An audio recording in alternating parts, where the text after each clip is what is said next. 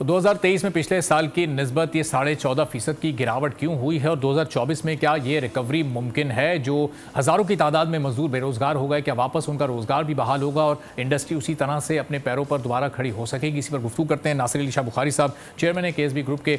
नासिर साहब, जाहिर है कि जिस तरह गैस की कीमतों में इजाफा हुआ, सनतों पर इसका बड़ा असर पड़ा और उसके नतीजे में ही हमें ये एक्सपोर्ट्स कम होती नजर आ रही हैं। 14.5% की कमी, इसको एक बड़ी गिरावट आप समझते हैं और इसकी बुनियादी वजूहत आपकी नज़र में? जी, ये तो यकीनी बात एक हकीकत है कि जो कॉस्ट ऑफ डूइंग बिजनेस है वो पाकिस्तान में जो है नीचे नहीं आ रही और तमाम हुकूमतें जो है वो इसमें मोर और लेस फेल हो चुकी हैं कि जिससे कॉस्ट ऑफ डूइंग बिजनेस को वो कम कर सके। और ये चैलेंज जो है ये मुझे फौरी तौर पर खत्म होता नजर नहीं आता। लेकिन टेक्सटाइल की एक्सपोर्ट कम होने की सिर्फ वजह ये नहीं है, बल्कि जो हमारी वो इंडस्ट्री जो वैल्यू एडेड प्रोड्यूस करती है उसकी एक्सपोर्ट्स कम नहीं हुई।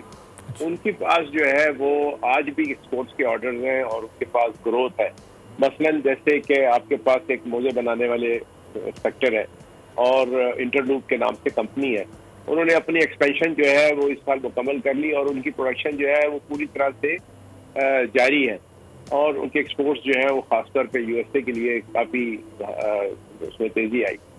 इसी तरह से सेलेक्टेड और दूसरे चंद सेक्टर्स हैं जहां मैं कहता हूं वैल्यू एडेड जो है वो नीचे नहीं आया।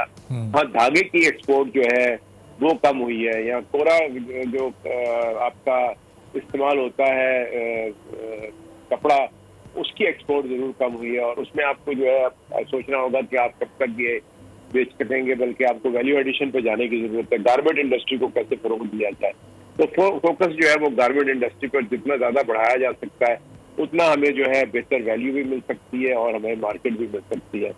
दूसरी चीज ये है कि हमारे यहाँ जो हमारा नेबरहुड है वहाँ पे सारा, मैं आपको मिसाल देता हूँ कि ईरान जो है वो तकरीबन 8 बिलियन यूरो की टेक्सटाइल्स इंपोर्ट करता है और हमारा शेयर उसमें जो है वो ना होने के बराबर है, चंद मिलियन डॉलर से ऊपर पड़ नहीं पाता। और उसकी वजह ये है कि यहाँ पर हमारे यहाँ बैंकिंग सेक्टर जो है वो उस तरफ जा नहीं रहा, जबकि हमारी नेशनल मार्केट जो है वो हमारे नेबरहुड में होनी चाहिए।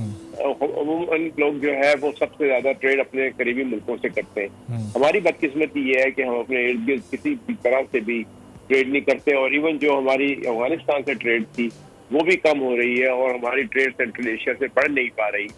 लेकिन ईरान एक ऐसी मार्केट है जिसको कि हमें सोचना चाहिए कि 2024 में हम उसको कैसे एक्सेस कर सकते हैं। 8 बिलियन डॉलर की इम्पोर्ट जो उनके यहाँ है वो जीन्स की इम्पोर्ट्स हैं और जीन्स आपको पता है पाकिस्तान की जीन्स की क्वालिटी बहुत अच्छी है और दुनिया में उसकी बड़ी पसीराई है।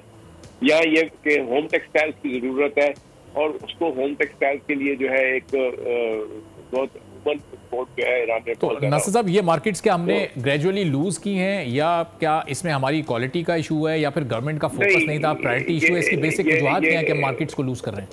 देखिए, हिंदुस्तान और टर्की दो ऐसे ममालिक हैं जो हमारे रीजन में ईरान के साथ सबसे बड़े ट्रेडिंग पार्टनर हैं। बदकिस्मती ये है कि हमारे यहाँ पर हम जब जो रिफ्यूज लेते हैं वो सैंक्शंस के नाम पे ले लेते हैं। जी, सैंक्शंस हैं, हालांकि जो आपने अभी रिसेंटली एक जो स्कीम बनाई है कि जी आप ईरान के साथ बार्टर ट्रेड करें, उसको भी हमारे बैंक जो हैं वो पजीराई नहीं दे रहे। अच्छा। और बार्टर ट्रेड भी नहीं हो पा रही और इसके अलावा भी जो है कुछ आपको ईरानियन साइड के ऊपर भी ड्यूटीज वगैरह को निगोशिएट करने की जरूरत है। उनके यहाँ पाकिस्तानी टेक्सटाइल्स के ऊपर 75% इम्पोर्ट ड्यूटी है, उनसे भी निगोशिएट करने की जो हमारे कमीशन बैठते हैं उनको जरूरत है। तो हमारी जो बिल्कुल नेक्स्ट डोर मार्केट है उसको हम बिल्कुल जो है गिव अप कर चुके हैं।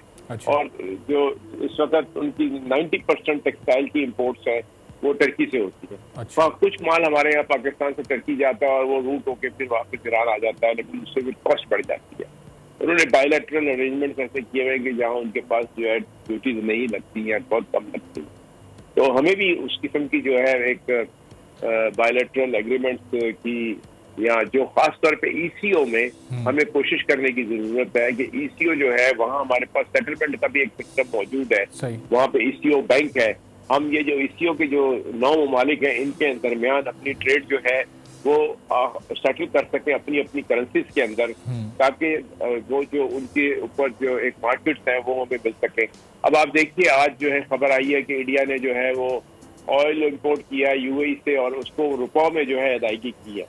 तो इसका मतलब कि अब इंडिया को फॉरेन एक्सचेंज की जरूरत नहीं है अपनी ऑयल की इंपोर्ट्स को, तो हम पाकिस्तान जो है वो क्यों ये नहीं कर सकता। ठीक है, तो पाकिस्तानी हुकूमत को भी ये अमली कदम उठाने की जरूरत है ताकि पाकिस्तान की एक्सपोर्ट्स में इजाफा हो सके। बहुत बहुत शुक्रिया। नासिर अली शाह बुखारी साहब, चेयरमैन KSB ग्रुप, हमारे साथ मौजूद थे। और सब्सक्राइब करें और बेल दबाएं ताकि कोई खबर रह न जाए।